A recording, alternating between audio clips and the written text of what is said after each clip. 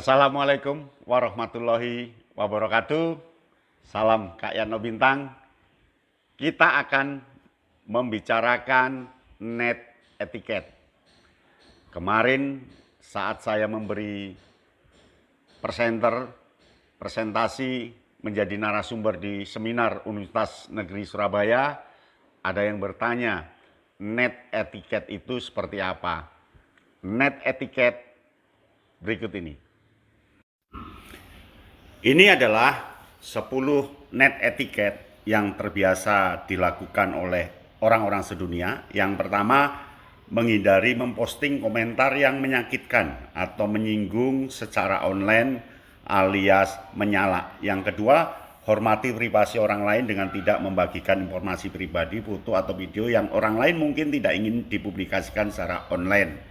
Ini yang harus diperhatikan. Yang ketiga, jangan pernah spam orang lain dengan mengirim email yang tidak diminta atau dalam jumlah besar. Yang keempat, tunjukkan sportivitas yang baik saat bermain game online, apakah Anda menang atau kalah. 5. Jangan troll orang di forum web atau komentar situs web dengan berulang kali mengomel atau mengganggu mereka. Sangat kacau di telinga dan kita sangat muak dengan itu. 6. Tetap pada topik ketika memposting di forum online atau ketika mengomentari foto atau video seperti komentar YouTube, Facebook, WA, dan seterusnya. Itu harus betul-betul konsisten. Yang ketujuh, jangan bersumpah atau menggunakan bahasa yang ofensif. Sumpah serapa tidak penting. Kedelapan, hindari membalas komentar negatif dengan komentar negatif lainnya. Alih-alih atau jangankan putuskan siklus dengan post positif. 9. Jika seseorang mengajukan pertanyaan dan Anda tahu jawabannya, tawarkan bantuan. Jangan langsung menjawab. Yang ke-10, terima kasih kepada orang lain yang membantu Anda secara online. Itulah 10 net etiquette yang berlaku di dunia, dan secara spesifik guru dan siswa perlu net etiquette tambahan berkaitan dengan mata pelajaran yang akan dia ampu. Net etiquette ini sifatnya betul-betul terbatas antara guru, dengan sekolah, dengan siswa, dengan orang tua untuk mata pelajaran itu. Net etiquette itu adalah norma tata cara berinternet yang tidak merugikan siapapun. Tata cara itu diatur oleh kesepakatan komunikator dan komunikan, sumber dan yang menerima sumber itu. Berarti net etiquette kalau guru dengan murid perlu diciptakan kesepakatan bersama. Net etiquette biasanya di awal disampaikan dalam webinar menjadi sebuah tata tertib webinar. Dalam pembelajaran online, guru menyampaikan tata tertibnya apa dalam belajar online kali ini. Sebutkan di situ. Itulah yang dimaksud net etiquette. Lalu apa saja yang harus ada di net etiquette? Berikut ini. Net etiquette itu terkait tentang cara melakukan online dari awal sampai akhir. Itu yang pertama. Cara ini apa yang mudah, dari mana harus memulai, harus melakukan apa saja, sumber apa yang harus digabung, lalu pada endingnya tagihannya apa, penilaiannya dalam bentuk apa. Itu kaitannya dengan cara. Berikutnya terkait dengan isi. Cakupan isinya disebut di net etiquette itu. Apa yang harus dipelajari, sampai mana, kedalaman seberapa, luasnya seperti apa, lalu desainnya seperti apa. Itu disebut di net etiquette.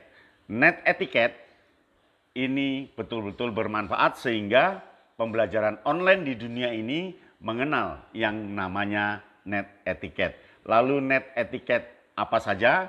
Berikutnya setelah tadi cara dan isi, ikuti berikut ini. Yang diatur berikutnya adalah tata berkomunikasi supaya tidak menyinggung semua pihak. berbagai pihak, antara guru, murid, orang tua, ataupun nanti disebarluaskan berarti masyarakat luas, tidak boleh menyinggung. Berarti yang pertama, sopan santun. Kita harus sopan terhadap siapapun dengan cara menghargai, dengan cara memanggil Pak, Bu, atau apa, itu sopan. Dan santun itu berarti menggunakan bahasa yang bagus, tidak mengejek, tidak membuli atau merundung, tidak bernada marah, tidak bernada apapun. Dan komunikasi ini tentu perlu diajari oleh guru untuk murid-muridnya supaya sopan santun dalam berinternet. Nanti lama-kelamaan murid kita akan pandai net etiquette. Net etiquette ini perlu dibiasakan supaya anak-anak kita ketika bermedia, ketika beronline, betul-betul mengena. Tidak menyinggung siapapun, tidak mencela, tidak rasis, tidak sara, dan tidak membunuh karakter diri dia sendiri dengan menjelekkan orang lain, jelekkan lembaga lain, bahkan menjelekkan negara. Tidak boleh. Guru harus paham tentang itu.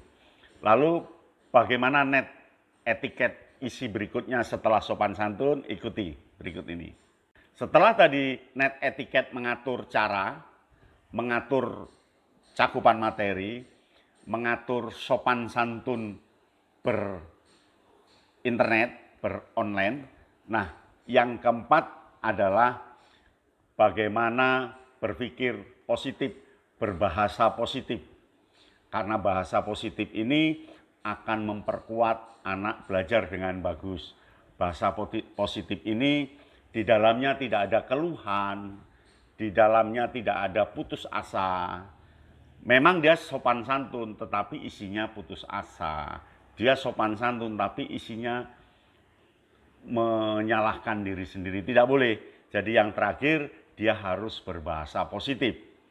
Nah, net internet ini, net etiket ini bisa diperbarui terus bergantung topik apa. Jadi ada net etiket secara umum dari sekolah ke orang tua dan ke anak-anak. Ada net etiket spesifik pada mata pelajaran tertentu, buatkan aturannya. Jadi aturannya ada 4. 1, cara dari awal sampai akhir menggunakan online. Yang kedua, etika materi, materi apa dan bagaimana.